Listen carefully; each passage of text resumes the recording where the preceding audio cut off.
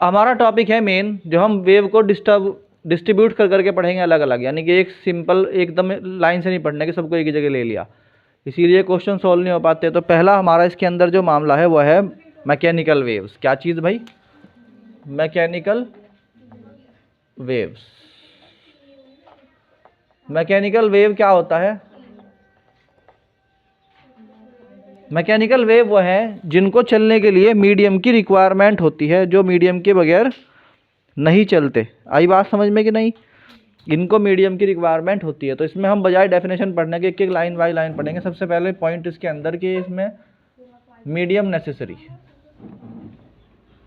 यहाँ से ऐसे पढ़ने से क्या होता है, ऐसे पढ़ने से हमें क्या बनता है, पॉइंट बनता है हमारे, और पॉइंट वाली पढ़ाई जो करेगा उसी का सिलेक्शन होता है।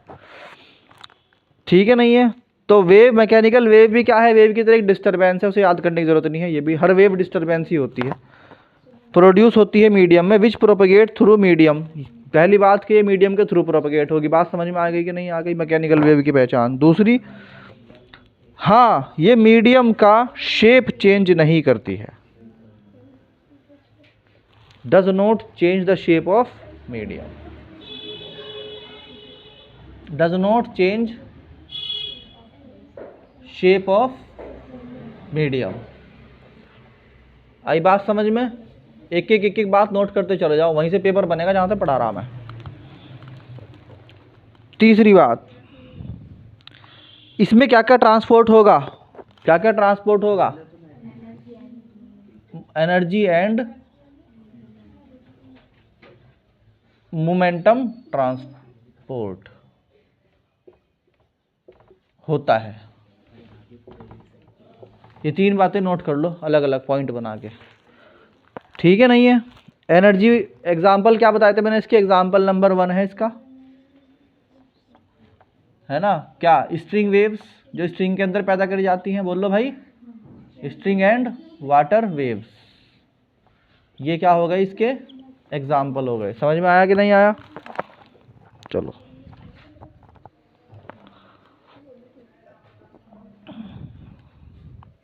अब अपने माइंड में जब भी मैकेनिकल वेव पढ़ोगे तो इसके अंदर ध्यान रखना कि कौन सी वेव चल रही है। हम मैकेनिकल वेव चल रही, और मैकेनिकल वेव के अंदर एग्जाम्पल ध्यान रखना वाटर का। ठीक है नहीं है?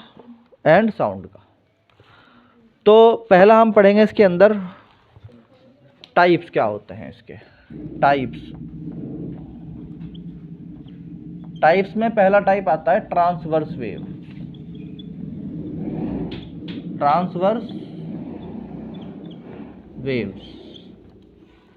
देखो ये इनका एक बात ध्यान रखना, ट्रांसवर्स वेव में एक सरफेस इमेजिन करो माइंड में, जैसे वाटर का सरफेस है,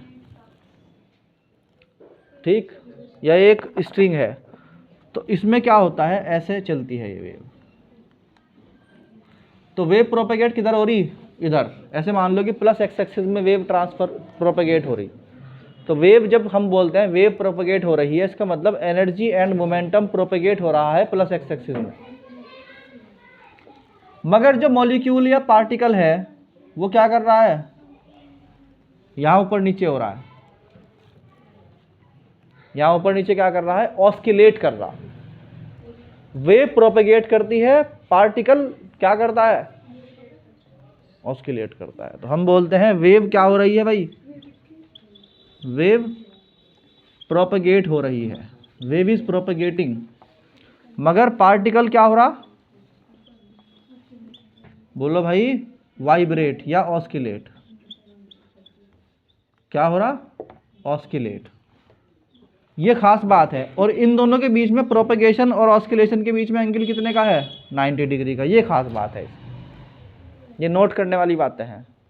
अब इसी बात को अगर वो नीट के पेपर में से पूछ लेना, what is the angle between the propagation and the vibration या oscillation of the mechanical wave, घूम गए बच्चे, बस पता नहीं क्या पूछ लिया।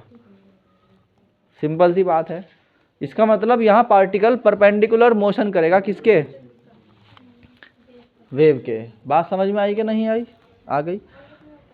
नहीं आई क्या? आ गई। जब ये अपर लेवल पे होता है, हाईएस्ट पॉइंट पर, तो इसे बोलते हैं क्या? ट्रफ। नहीं, क्या बोलते हैं इसको? हाँ क्रेस्ट, क्या बोलते हैं, क्रेस्ट। और जब ये लोवेस्ट पॉइंट पर होता है तो उसको बोलते हैं ट्रफ। अब देखो एक बात ध्यान से समझो, क्रस्ट और ट्रफ होता क्या है, मगर ये असल में है क्या, crest is the maximum displacement of particle in one side, एक तरफ, ऑफ मीन पोजीशन। ये मीन है, ये लाइन जाएगी ना, ये मीन है, तो ये इसकी मीन पोजीशन है, उसके एक साइड का मैक्सिमम डिस्प्लेसमेंट इज क्रेस्ट। तो इसकी वैल्यू हम बोलते हैं प्लस ए। और ट्रफ भी क्या है, same on the other side, तो इसे क्या बोलते हैं, माइनस ए। ठीक, और प्लस ए और माइनस ए ही कहलाता है amplitude. So A is called amplitude.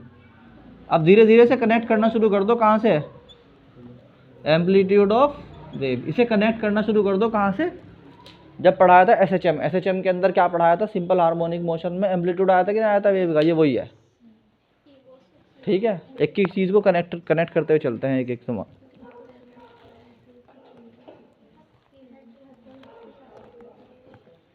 हो गया। एक क्रेस्ट से दूसरे क्रेस्ट तक की लेंथ या डिस्टेंस को बोलते हैं lambda. In the same way एक ट्रफ से दूसरे ट्रफ तक की डिस्टेंस को भी क्या बोलते हैं, लैम्डा।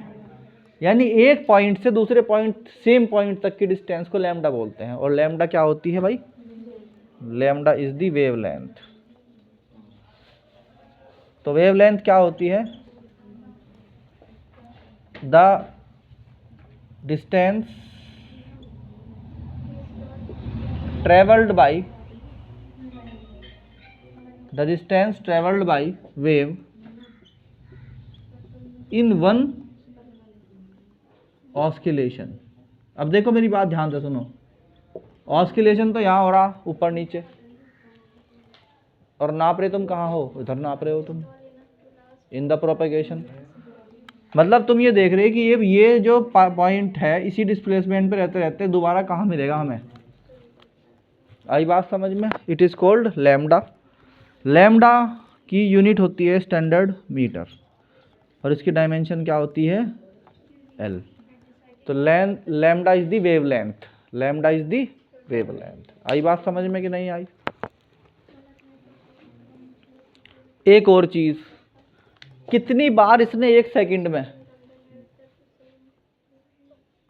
में कितने ऑस्किलेशन करे, उसको क्या बोलते हैं, उसकी फ्रीक्वेंसी। और एक ऑस्किलेशन के टाइम को बोलते हैं टाइम पीरियड। तो व्हाट इज दी, यहां से यहां तक जाने में वेव को टाइम कितना लगा, it is called capital T, that is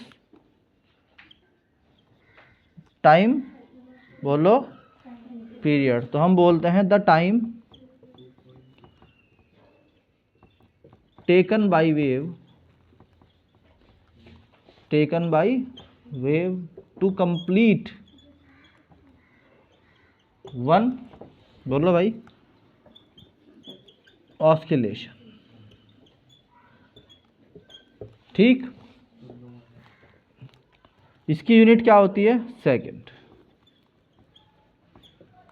यहां तक नोट करो, इसको कर लिया।